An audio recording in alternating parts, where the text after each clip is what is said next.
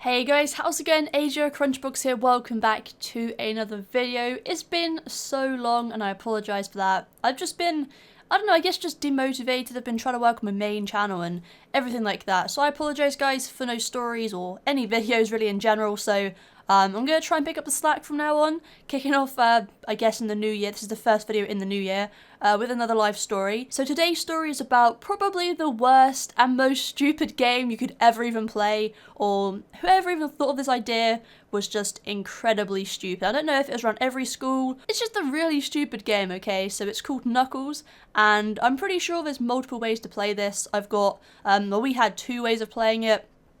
And I'll take you through both of those in this video, guys. So hopefully you enjoy the background footage going on.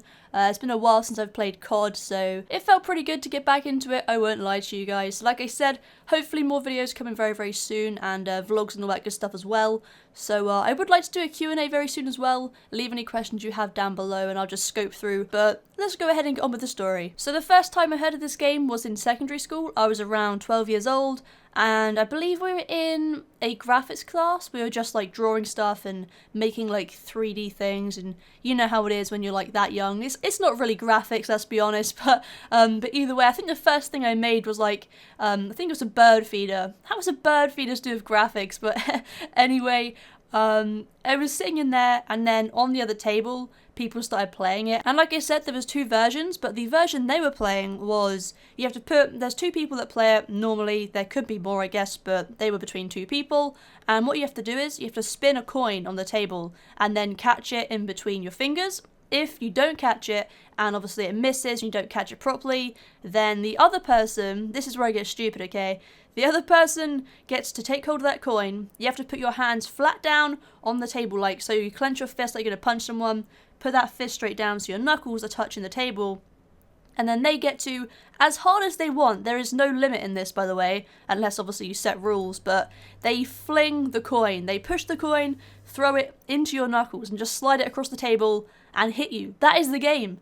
If you missed catching the coin, they get to hurt you with it. And it would get to the point where, you know, they would just come away, their knuckles are bleeding, they're like, yeah, let's go again. I'm just like, really? And I won't lie to you guys, I have played this game, I did take part, but it was just one of those things, you know? That was the first version. The second version was, I believe it had something, I never played this version, but I believe it was, again, 2 people, and you would just, I guess, hit each other's knuckles. So you put your hands out in front of you and like clench your fists again, and you would literally just slam down onto the other person's knuckles, and then whoever, I guess, quit first in pain would lose.